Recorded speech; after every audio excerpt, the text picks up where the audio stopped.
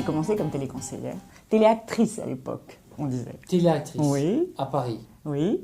À domicile, c'était déjà le télétravail. On était un petit peu en avance d'une génération.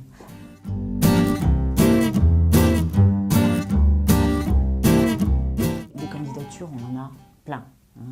Il y en a beaucoup. En revanche, ce qui est beaucoup plus difficile de faire, c'est d'évaluer les compétences, et les bonnes compétences et les savoir-être, plus comportementaux. Aujourd'hui, les directions RH, les directions des services clients, nous savent tous bien évaluer des compétences techniques, des savoir-faire. Ce qui est plus difficile, c'est d'évaluer par des mises en situation, des assessment centers, parce qu'il n'y a que comme ça qu'on trouve la bonne personne.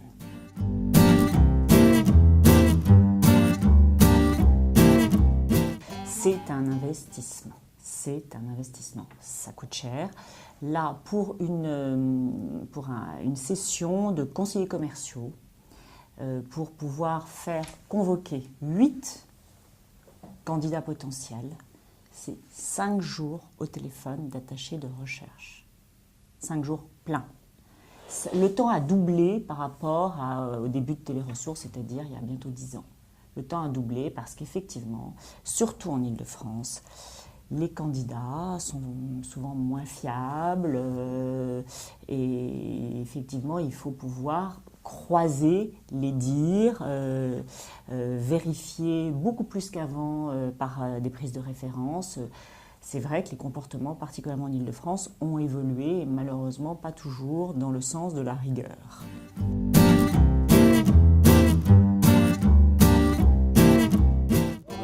Alors ça c'est criant, sur différents plans, sur le plan de ce type de comportement et qui induit également une stabilité très différente des équipes. À Paris, on souffre d'un taux de turnover élevé, trop élevé, facilement de l'ordre de 30% sur l'ensemble des centres de contact, alors qu'en province, il peut être quasi proche de zéro. Et donc là, on souffre de cette absence de turnover, d'absence du coup de pouvoir recruter du sang neuf, de pouvoir renouveler les équipes qui, elles, du coup, se lassent. Parce que forcément, quand on fait ce métier depuis entre 5 et 10 ans, on s'essouffle, c'est normal.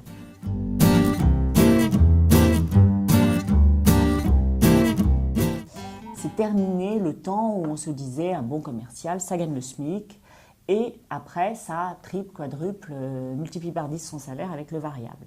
Les bons commerciaux n'en veulent plus. Donc là, il y a cette prise de conscience qui commence à se faire, et j'ai certains clients qui proposent l'alternative. Quand on est un jeune commercial, on a besoin de faire ses armes, ses preuves, et c'est bien d'avoir un fixe d'au minimum 24 000 € par an. Et après, d'avoir les bonus, même s'ils sont moins déplafonnés. En revanche, quand on est très aguerri, peut-être qu'on préfère une formule avec un fixe un peu plus faible et un salaire variable déplafonné.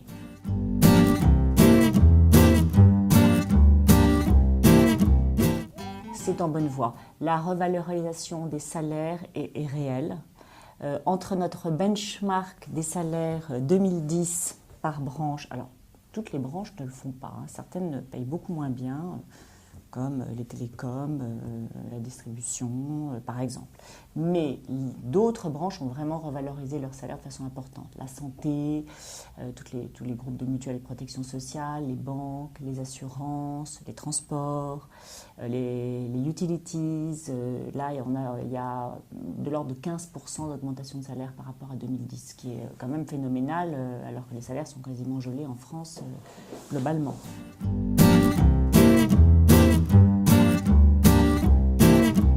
C'est une révolution.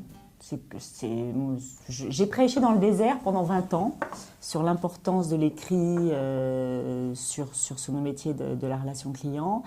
Depuis 4-5 ans, c'est un peu moins tabou. On accepte de reconnaître qu'on a des progrès à faire, que même les managers ne sont pas forcément au point pour aider leurs équipes. Et c'est pour ça que c'est délicat.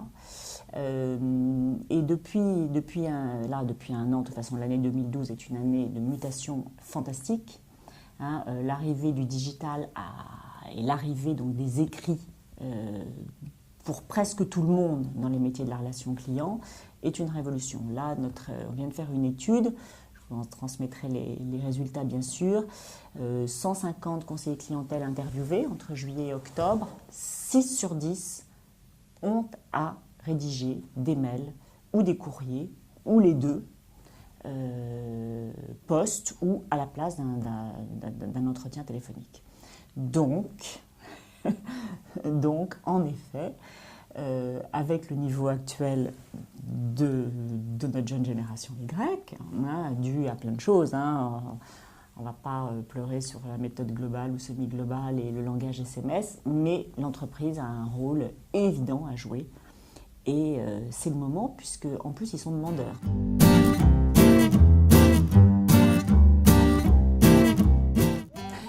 Joker.